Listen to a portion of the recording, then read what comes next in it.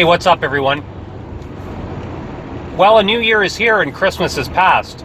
But for some Christians, they're still about to celebrate Christmas in just a few days, 4 days from now, on January the 7th.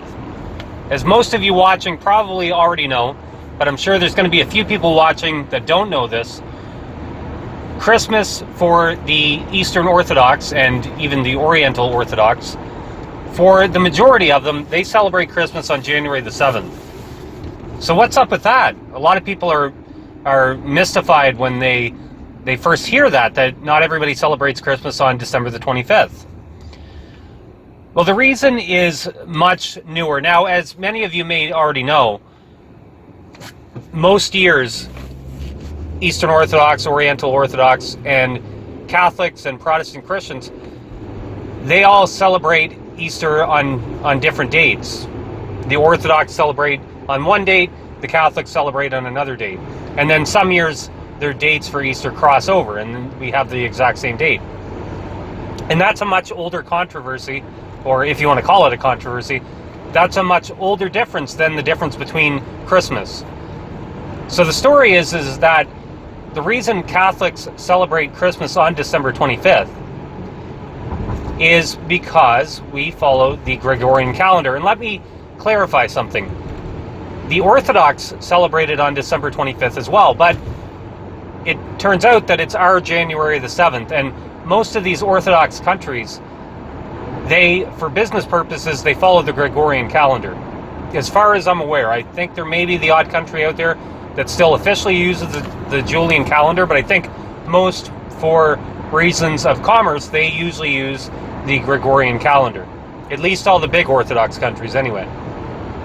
But for the religious holidays, for countries where the majority of them are Orthodox, and even most Orthodox that are not in a majority Orthodox country, such as Egypt, for example, they celebrate on January the 7th because, according to the Julian calendar, which predates the Gregorian calendar, you see, with the Gregorian calendar, it was introduced in 1582 by Pope Gregory.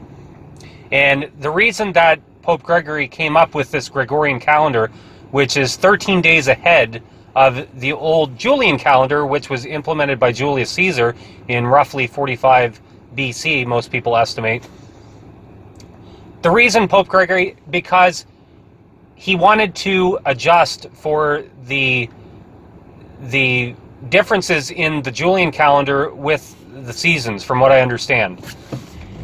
And in order to do that, to match up the calendar better with the seasons, they decided to eliminate 13 days after much consultation. They eliminated 13 days so that the calendar, because no calendar is perfect with the seasons, they decided to eliminate these 13 days, but yet they would keep the same days of the week. So January the 7th, according to the Julian calendar, is actually December the 25th. Or let me correct that.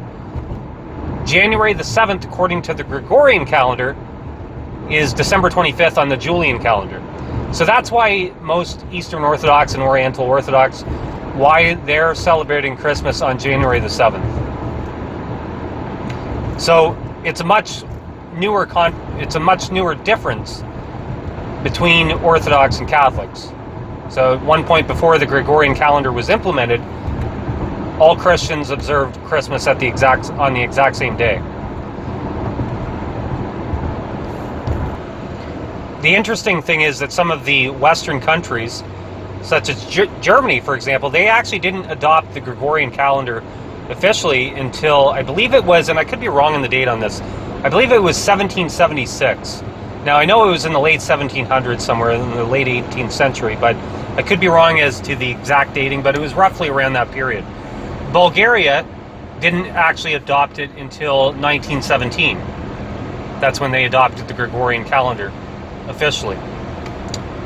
And like I said, as far as I know, I believe that most of the majority Orthodox countries, or where the large majority of Christians are Orthodox, I believe that they have all adopted the Gregorian calendar for commercial reasons, but in practice, for religious reasons, for religious holidays, they still observe the Julian calendar dates, and so therefore Christmas falls on January the 7th on their calendars.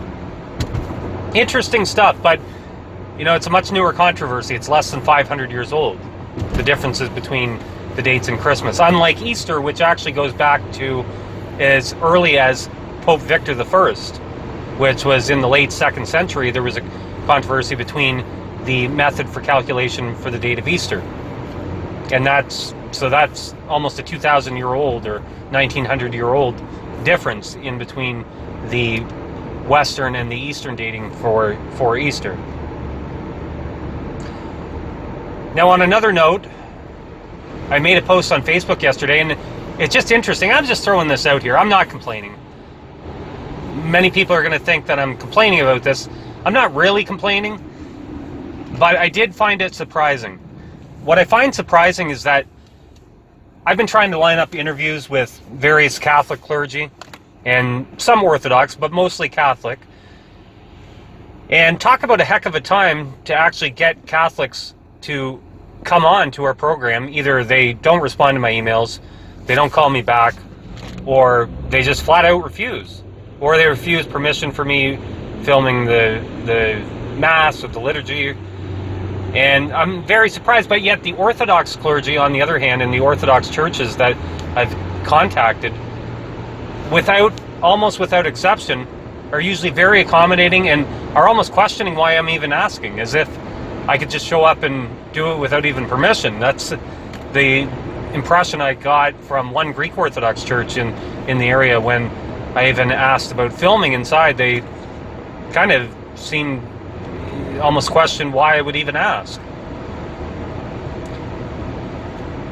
But I did find that surprising. It seems like the Orthodox clergy are much easier to get permission from, or even less suspicious. Like, you talk to some of the Catholic clergy and they're almost suspicious as to why you want to film the Mass or why you want to get an interview with them. And then again, that doesn't go for all Catholic clergy. I had Father John Hodgins, who was an Anglican convert, who takes care of the Ordinariate parish here in Toronto, on for This Holy Faith. If you haven't checked that out yet, I encourage you to go back and check the end screen and go watch that interview.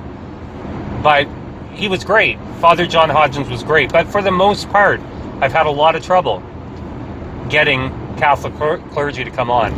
Now, hopefully our fortunes change, because I would like to do some interviews and some videos and some masses, full-length masses, at Catholic churches and with Catholic priests. But we'll see where things go.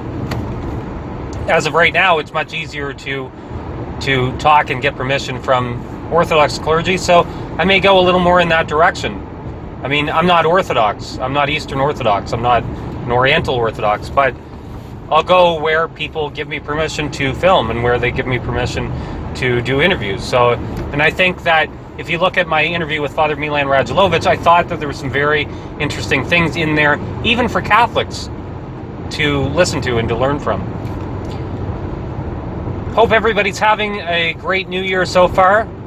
It's very, very cold up here in Canada, lots of snow, but I know that you guys in the United States, especially in the eastern United States, are facing the same thing. So I don't think I'm going to find a whole lot of sympathy from most of the viewers.